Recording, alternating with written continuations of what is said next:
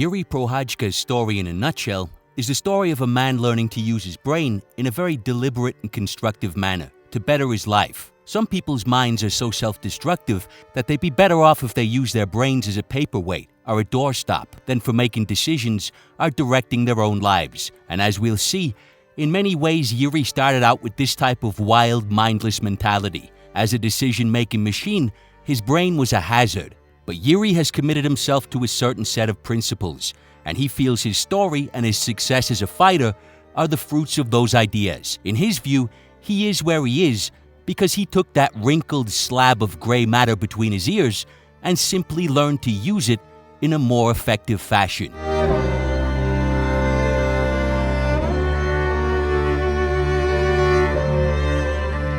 Yuri was born in '92 in a small Czech town to which there's simply no pronouncing without help. Znojmo.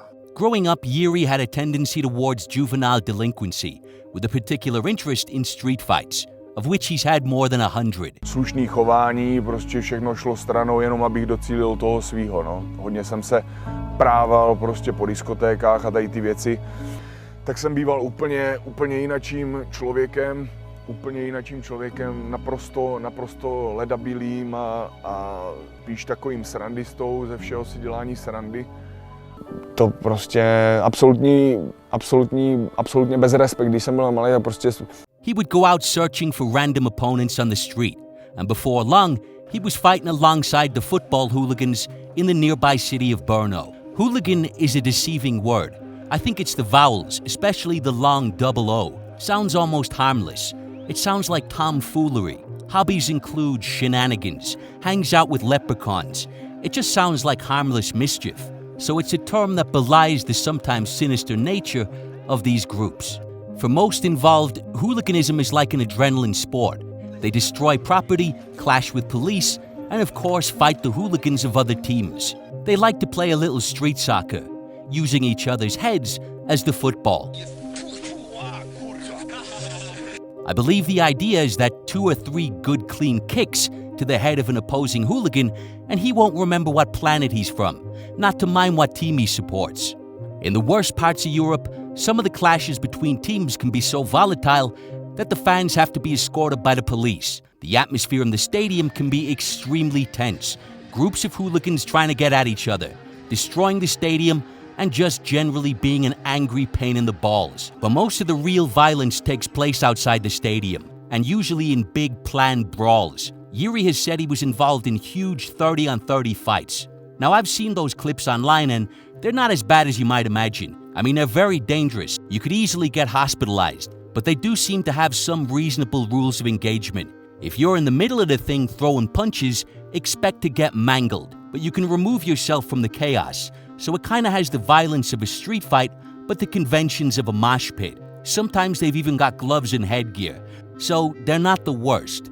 But at the most sinister extremes, hooligans can be very dangerous, sometimes with fatal consequences. Stabbings, vicious beatings, or totally unprovoked assaults on unsuspecting fans of opposing teams, which is pretty ugly. Now I don't want to sensationalize Yuri's story.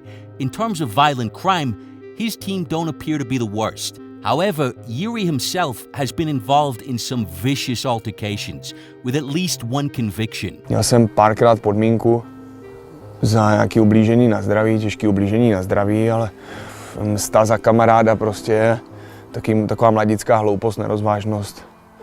Potom různý rvačky, hodně rvaček. So they're menacing, they're chaotic, they can be extremely destructive groups. They want to break things, they want to mash people up, and they hate police. Your dirty name gets passed about when something goes amiss. Your attitudes, platitudes just make me want to piss. What kind of creature bore you? Was it some kind of bat? They can't find a good word for you, but I can, twat.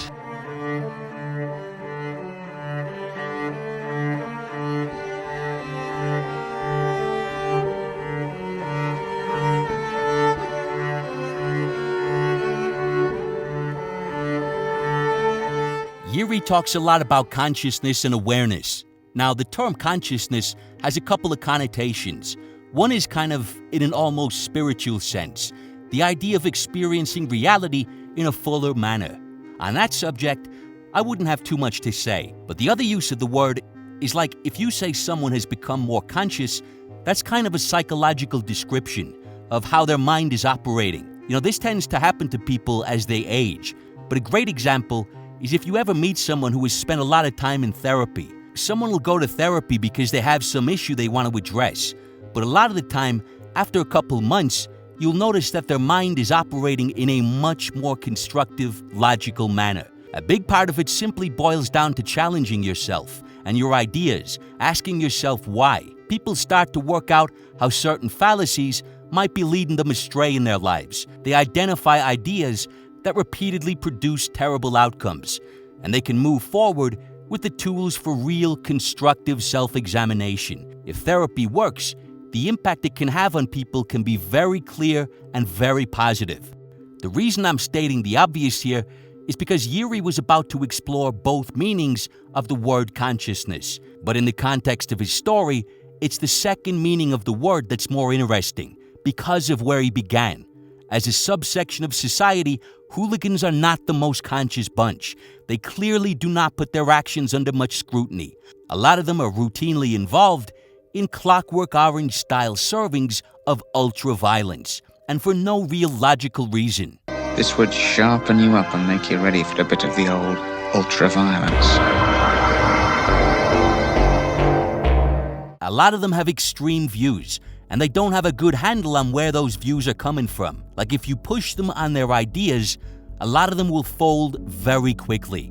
Why are they your enemy? Dlaczego? Bo tak jest po prostu. Tak po prostu tak jest i tak będzie zawsze. To jest po prostu coś, co... So, both their violent actions and the weak justification of their extreme beliefs are indicators of minds that have not been subject to honest self-examination, which makes it a perfect, ideal starting point for Jiri's story. One look at Jiri Prochazka and you think, this is a man who can satisfy multiple ladies at once. But actually, that's not what it's for. At least ostensibly, his hairdo is an homage to Muay Thai headgear. The fact that it can function as a backup phallus, probably just an added bonus after a long night in the club. Yuri began Muay Thai at around 17, and it quickly pulled him away from hooliganism. He was fully engrossed, and his dedication and obsession resulted in him being crowned Czech champion in 2011. Tak jsem začal, potom začaly vlastně ty profi zápasy. Pro mě to bylo ze začátku boj o holý život. Prostě já jsem tam nastoupil a jak kdybych prostě se začal topit, jo. Prostě panicky jsem začal mlátit, bouchat, kopat, abych vyhrál prostě. Jo, takže nešlo o nic jiného, než prostě zvládnout ten strach v sobě. This sense of panic and the certainty Yuri felt that he was missing something psychologically was addressed when his coach presented him with a book that would ultimately change his whole perspective on life and reality. Začalo to, když mi trenér daroval vlastně knihu 5 kruhů a v dietě, kdy vlastně to tělo a všechno, ta mysl je vystavována takovým extrémním podmínkám, zvlášť vlastně zároveň s tím jsem četl tu knížku a ty předpisy, které vlastně jsem zároveň v tu chvíli objevoval. No a v tu chvíli jsem si vlastně říkal, to je úplně jiná dimenze života, než jsem žil doteď. The author of the Book of Five Rings, Miyamoto Musashi, was a samurai and later Ronin who lived in the 17th century. Musashi was apparently undefeated in over 60 often fatal contests, and all before the age of around 30, the first of which occurred when he was a child. When Musashi was 13, a traveling swordsman passed through his town and issued an open challenge. Musashi accepted the challenge, and at their scheduled duel, he rushed the man with the 6-foot staff and ultimately clubbed the swordsman to death. When he was 21, his fame spread throughout Japan when he assassinated one and defeated 2 members of a famed samurai academy. This ultimately led to the decline of that academy and the emergence of Musashi as one of the country's preeminent swordsmen. One of Musashi's last duels was with a man named Sasaki Kojiro, who was considered one of Japan's finest swordsmen. Sasaki had mastered the use of an enormous and brutal piece of equipment called a no-dacha, an extremely long razor-sharp sword. His reputation had brought him to the attention of Musashi, and a bitter rivalry developed. To answer the question of who is Japan's foremost decapitator, a duel was arranged. It was scheduled for 8 a.m., but Musashi apparently left Sasaki waiting for over 3 hours. Now, people get annoyed if you make them wait 15 minutes for lunch. These guys were about to engage in vicious, to-the-death combat, in which if you zig when you should have zagged, spectators might be able to see what you had for breakfast. The gamesmanship worked, and when the duel began, an enraged Sasaki attacked first. There's various accounts of what happened next. All accounts are vicious, and what is clear is that the contest was short, and when the dust settled, it settled on Sasaki's corpse. In the aftermath, the pointlessness of snatching the life of such a formidable individual had an impact on Musashi, and he never again battled to the death. He spent much of the rest of his life teaching swordsmanship and composing his thoughts and philosophies into a number of famous manuscripts, the most well-known being the Book of Five Rings. Without going into much detail, Musashi describes how there are certain principles, if understood and followed, they will guide you towards mastery in your chosen pursuit. These practices and understandings comprise what he calls the way of the warrior, are simply the way. But before you become a master, you have to know what it is you want to master. And that finally brings us back to Yuri. The single most recurrent theme in Yuri's words revolves around answering that question. How do you choose the correct path for your life? And for Yuri, the answer is the following sequence of ideas. Through honest and rigorous self-examination, you can dispense of all the thoughts in your mind that aren't your own.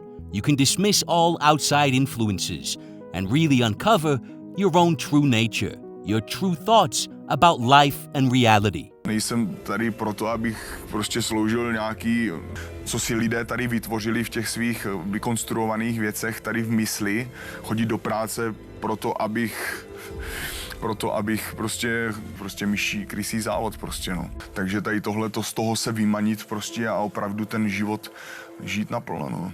When you fully understand yourself, you can better understand exactly what you want for your life. So you're not considering things from the shallow perspective of satisfying others, or from the status quo. Forget about your neighbors. Fuck what society is telling you. You're untangling those outside influences to try to see reality clearly for yourself. Without anything else, I think that is a worthwhile pursuit. Je to hlavně o sebepoznání, o tom jít do sebe, prostě kladení sám sobě otázek, které jsou vlastně životně důležitý, no, aby ten život měl nějaký směr vlastně, aby tomu vizi, za kterou prostě ten člověk chce kráčet, tímhletím vlastně tomu životu dáváme smysl. With that clarity, you can set meaningful goals that are totally in line with your true authentic self. No outside pollution or noise. Now, all of that is relatively straightforward. How are you going to know what you should be doing with your life if you don't really know yourself? But what Yuri feels is a critical consequence of that process is that when you do set goals in true alignment with yourself, you don't even need discipline. He believes if you really know what you want, you'll automatically seek out what steps need to be taken to get to your goal, and nothing will stop you from taking those steps. A když to budeš opravdu chtít, tak to budeš dělat, i kdyby se dělo cokoliv, i kdybys proto měl zemřít, nebo i kdyby cokoliv, tak budeš vědět, že to chceš a že je to správně a potom prostě půjdeš a uděláš to.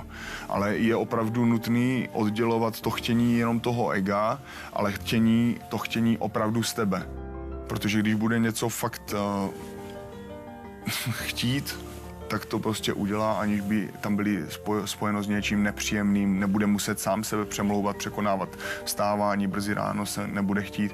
I don't know if that's exactly true. I would never underestimate the sheer limits of laziness, but it's an extremely attractive idea. Jestliže se mu nechce, ale ví, že je to správně, tak prostě ta disciplína musí zakročit, no. Ještě ta mysl není úplně ovládnutá.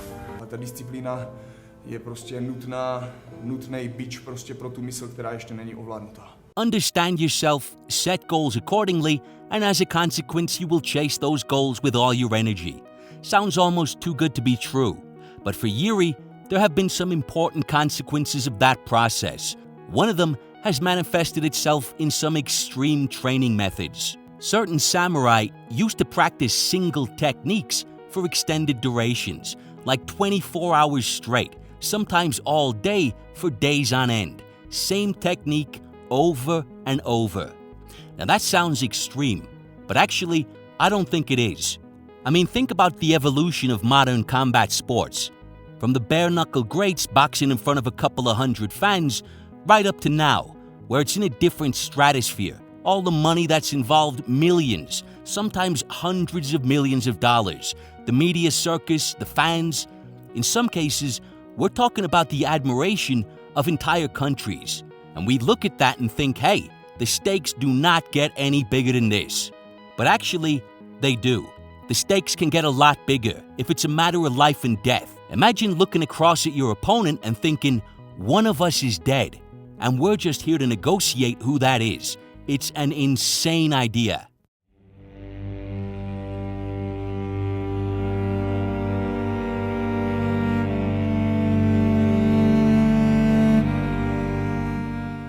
The prospect of such a duel renders every other consideration in your life completely moot. If you have a date with a swordsman, that might very well be a date with the Grim Reaper. In that scenario, you only have one problem in your life, so they would happily practice single techniques for days on end. The stakes demanded it. Yuri has not only done that multiple times, he's done it in the Swiss Alps. He spent 24 hours repeating single techniques, Přední úder, zadní úder. sometimes in unforgiving circumstances. I'll let him tell the story himself. Jeden z výletů, kdy jsem vlastně potřeboval urovnat myšlenky, klidnit se, jít víc do sebe, jsem se vydal do švýcarských, nebo italsko-švýcarských hor, k hoře Matterhorn. Dojel jsem na místo, vyrazil jsem. No a vlastně přitom, když jsem vlastně dorazil, tak jsem teploty vlastně klesaly do mínus, protože to bylo někdy ještě v zimním období. Usnout třeba na 5-10 minut a potom vás hnedka zase probudí zima, protože vám to leze prostě až do kostí, ta zima. A jenom vy a zima prostě a soustředí se na to člověk, aby prostě to nějak doklepal a prostě přežil do toho rána, do toho úsvitu, že jo. Najednou jsem se prostě podíval pod sebe a říkám si, tyjo, teď když tady spadnu, najednou ta mysl mě začala strach, že jo, tady ty věci a no a s tím se musí člověk tak nějak to prostě poprat, usadit se do sebe a z té hloubky prostě v sobě potom najít ten klid vlastně a s tím klidem pokračovat, no, protože jinak. No a jeden z těch dnů jsem si vlastně dal tady tenhle ten trénink. Prvně jsem to udělal a vyzkoušel na 12 hodin, tenhle ten trénink. Přední úder, zadní úder. Zkoušet 12 hodin přední, zadní. So there's a couple of obvious things going on. Firstly, he's crazy. Now, firstly, it's in pursuit of perfecting the technique. Řekl jsem si, že chci mít prostě dokonalou techniku, že chci zkoumat, protože důležitý je prostě pořád zkoumat a pídit se za tím, co ta dokonalost, za tou dokonalostí. A to mě na tom inspirovalo nejvíc. Secondly, it's a test of endurance. It's going to strengthen both your mind and your body. Začne strachovat a blbnout a tady v těch momentech dělá ten člověk největší chyby. Tak dá se říct, že se stejnou pozorností, jako dělám ostatní věci, tak se snažím už teďkom i zápasit. But possibly more than anything, you have the sense that it was proof to himself that the sequence of ideas he's outlined is true. That when you know yourself and you know your goals, you'll do anything to get there. You will go above and beyond. The samurai had the idea of death as a motivator. MMA very seldom comes with such absolute stakes. So I think these tests of endurance were kind of a way to prove to himself that in another life, he wouldn't have been practicing a 1-2. He would have been sharpening a sword and preparing for battle. Proof that even though they're separated by almost half a millennium, he is cut from their cloth. And so for Yuri, although the stakes might not be death, he is prepared to treat it as such. Které prostě běžný člověk nedokáže pochopit, proč by něco takového dělal někdo. No ale když máte nějaký svý vnitřní důvody a opravdu víte, že to máte dělat, tak pak už neexistují hranice, co mezi možným a nemožným. Prostě už jdete a konáte. Now that's a big one. But there's other interesting consequences. Yuri does not have a head coach, in the typical sense. He doesn't feel he needs that level of oversight. Když si sám naordinuju cvičení, fyzickou kondici a tady tyhle věci, protože v každé té věci vidím prostě plnej ten smysl, ten záměr té přípravy nebo tréninku, vůbec celé té cesty. Trenérů nechávám spíš hlavně jenom radit a poslouchám, beru si z nich, tahám z nich ty informace a sám si ty informace uspořádávám. In terms of his personality and social life, Yuri feels he no longer has time for small talk. Instead, he prefers meaningful discussions about important subjects. Fungují tím způsobem, že si především vyměňují názory, které prostě ani nestojí občas za řeč, mluví hodně, aniž by něco řekli. Když já se sejdu s přáteli a opravdu se s nima chci bavit, tak chci vědět, co dělají, proč to dělají, za jakým účelem to dělají. So he's an intense individual, single-minded and uncompromising, who values solitude and self-reflection above the noise of normal life.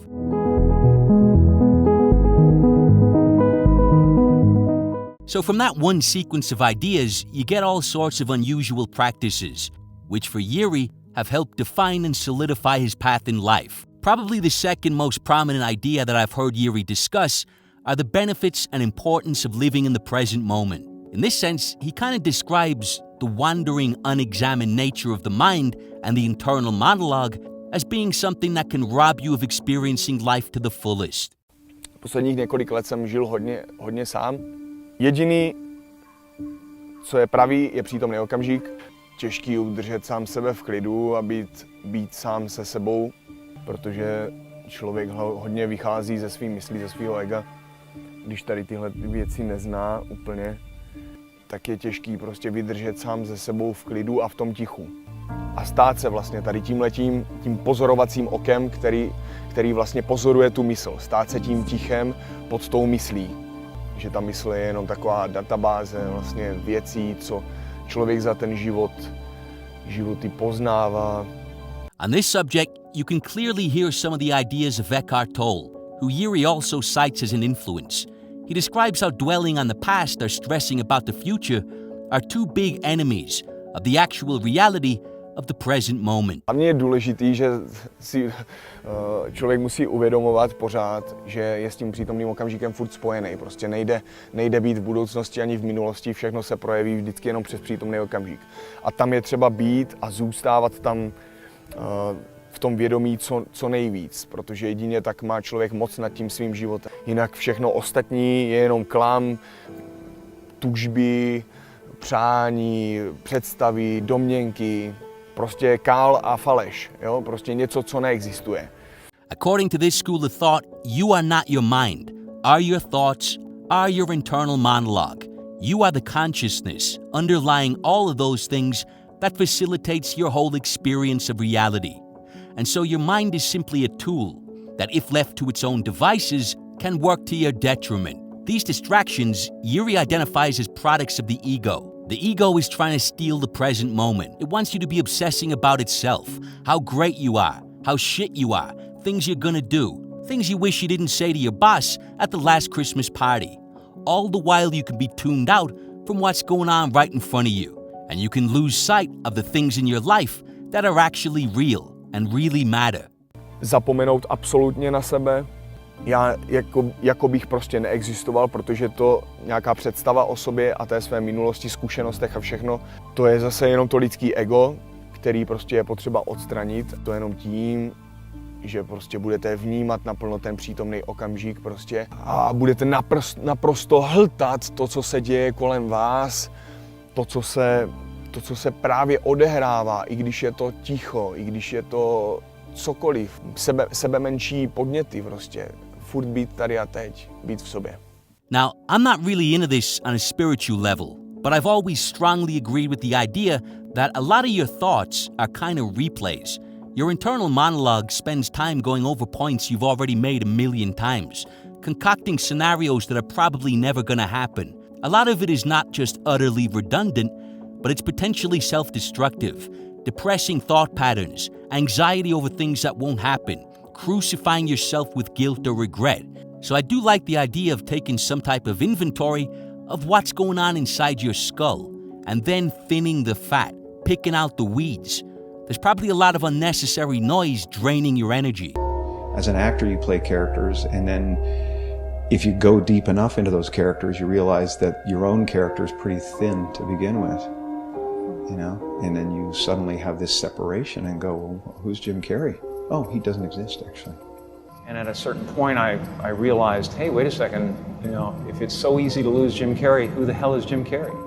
There's just a relative manifestation of consciousness appearing, and then somebody gave him a bunch of ideas. They gave him a name and a religion and a nationality, and he clustered those together into something that's supposed to be a personality.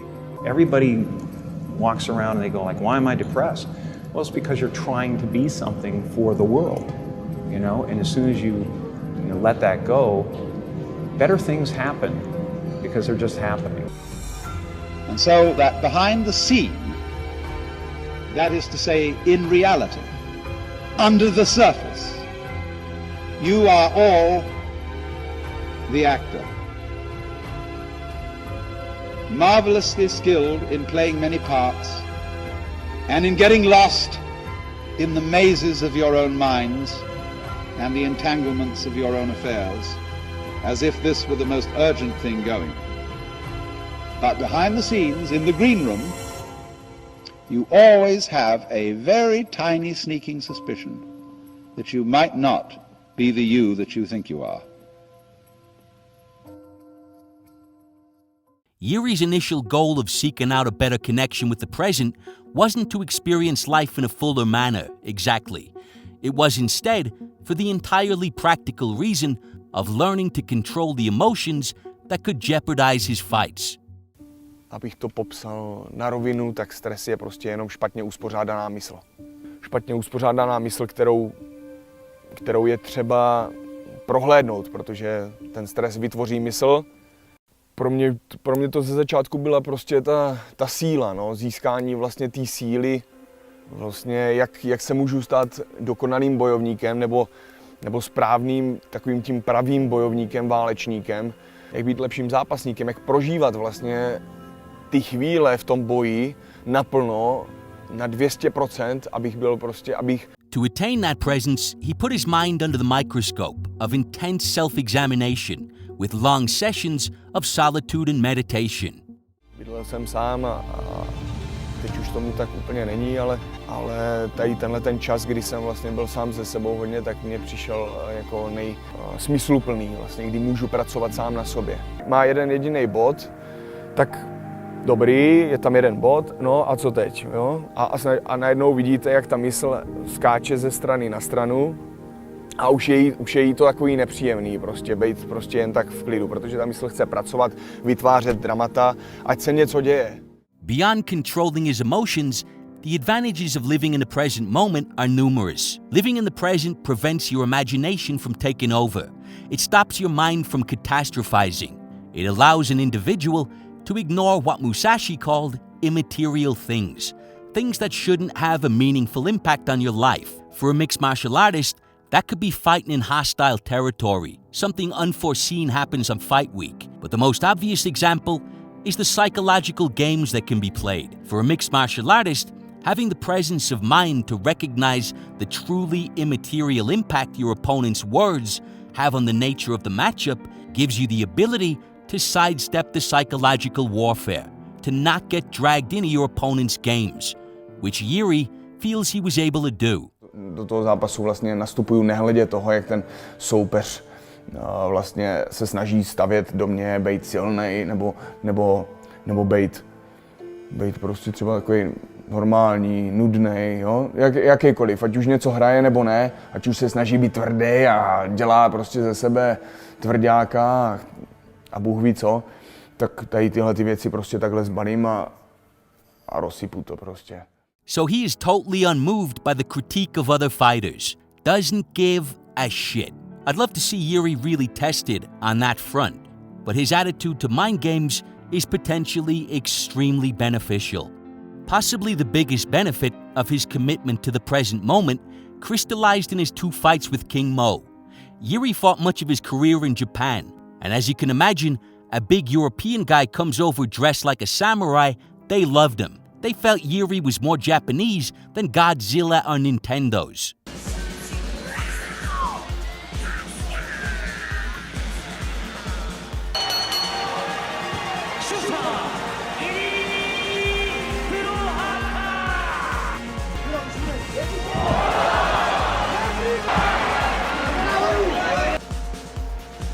Rizin daisuki, Nihon daisuki. Victory! In his first fight with Mo, Yuri lost and felt that it was a certain mindless rigidity that cost him the fight. He was throwing combos in autopilot, like he was repeating drills in the gym. No real ability to improvise or adapt to the present moment. Reagovat úplně přesně na ten daný okamžik, ale jel jsem si prostě nějaký kombinace automaticky naučený, co jsem měl vlastně jakoby najetý kombinace z pytle, co jezdím na trénincích, do lapu, automaticky nevnímám, nesoustředím se prostě na ten pohyb, jo, toho soupeře úplně a jedu si sám, no a vlastně jel jsem a nakonec jsem prostě na to i doplatil.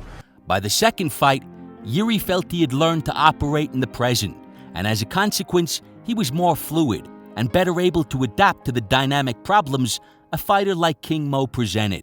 A za což jsem rád, protože tohle je jeden z největších poučení, prostě, co se týče týmů. Reagovat prostě na ten přítomný okamžik a jedině těžit z toho přítomného okamžiku. Nic víc, mysl absolutně zero. Že ten duch, můj duch, já samotný musím být stále přítomný ve všech chvílích, i uprostřed války, uprostřed boje. That seems like a pivotal realization for Yuri, because that more than anything has come to define his style. He's one of the most dynamic, least mechanical guys in the sport right now. If something's not working, game plan out the fucking window. Improvise. I mean, it is insane to watch this guy. He thrives in chaos. And that, more than anything, has typified his electrifying UFC career.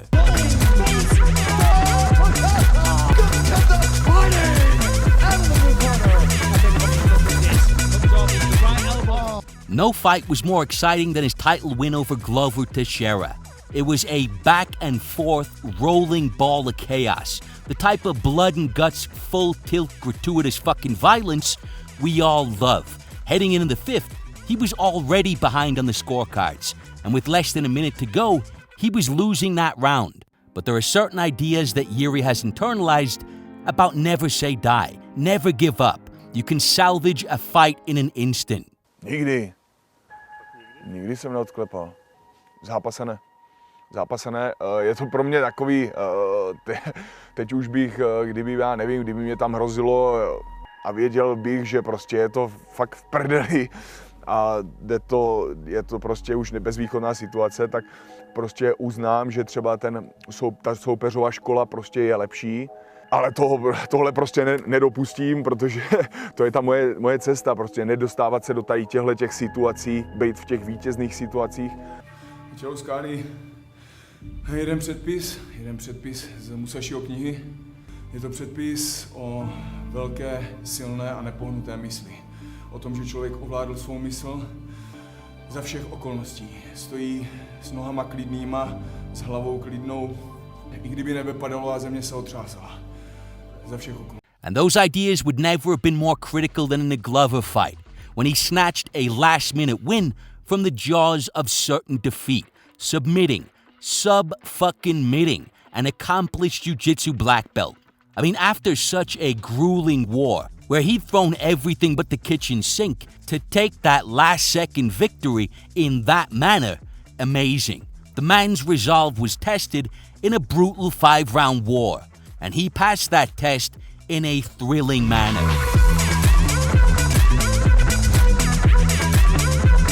This is the king's wearing. From my side, it was horrible fight, horrible performance. You saw that fight. I was just survived some moments. My plan, It's not plan. That's my stand, my life stand. To be dominant in the fight, not be just survivor in that. To be the hunter. It's full of blood. It's not beautiful. No, maybe for you it's beautiful. You like to be entertained, but for a fighter, I like to fight clean. He have a big head with big bones, so I use that like. And last. You have to take what the moment gave you right now. That was he had a free neck, so I took that. How much was luck on your side during this fight? Luck is every time on your side when you stop thinking and honestly starting doing the thing, but with belief from your heart. That's all about when the luck is on your side. So those are the two major themes in Yuri's words: rigorous, honest self-examination and an effort to live in the present moment. For him, the benefits are absolutely clear, and Yuri has said he wants to show other fighters the benefits of living a conscious life. He believes the concepts that have elevated his game, if applied more universally, could elevate the entire sport. Ti zápasníci nebudou na sobě makat jenom po fyzické stránce, což je prostě strašně krátkozraký, a že lidé budou moci zhlížet prostě fakt souboje titánů, tady těch věcí. But we should be fair to the other fighters on the roster. The process of refinement and the benefits of dedication are not limited to practitioners of the way. In reality, many of these ideas are almost prerequisites for becoming a champion. You know, guys like Israel Adesanya, Oliveira, they might not be familiar with Musashi, but they are probably going to be familiar with a lot of these ideas through their own experience. They understand what it is to have meaningful goals. That's why they're champions. They're formidable individuals, and it's safe to say their minds are not undermining their potential. So the contrast Yuri is looking for might not be in his opponents. The reality is, though, he doesn't even have to look that far. He doesn't have to look any further than right into a mirror, because the whole premise is so perfectly woven into his own story. Just think, he began on one extreme of the consciousness spectrum, seeking out wild and utterly pointless violence, and presumably, he was at least mixing with unsavory individuals, holding a lot of bad, unexamined ideas. I mean, that is a road that usually only leads to one place: regret, or worse, tragedy. Life is going nowhere, as long as the mind at the helm is operating in that manner. But through martial arts, Yuri discovered a more constructive venue for violence and was exposed to a number of ideas that completely altered these destructive thought processes. He began to question his own beliefs, seek out a purpose to his thoughts and actions, and tried to make sense of reality, to work out what life is all about, not for anybody else, but for himself. And who are the people who could most benefit from that story? It's the people stuck where he once was, the people who aren't bucking whatever violence or shitty morals they were handed, who succumb to the anger, sometimes the justified anger, of coming to terms with their roll of the dice in life, who behave irrationally and don't hold themselves to reasonable moral standards. In terms of the arc of Yuri's story, it is an arc that bends towards logic and accountability, and in that sense, for people still living under bad ideas, his story is potentially a guiding light. You know, rage if you want to rage, but there is other options that will serve you better in this life.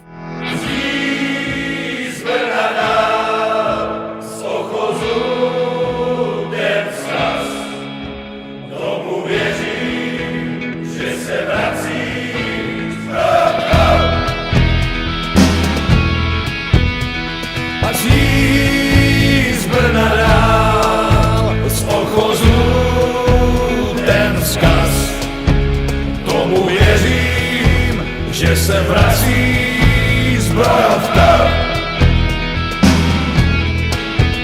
Tomu věřím, že se vrací zbrojovka. Tomu věřím, že se vrací zbrojovka.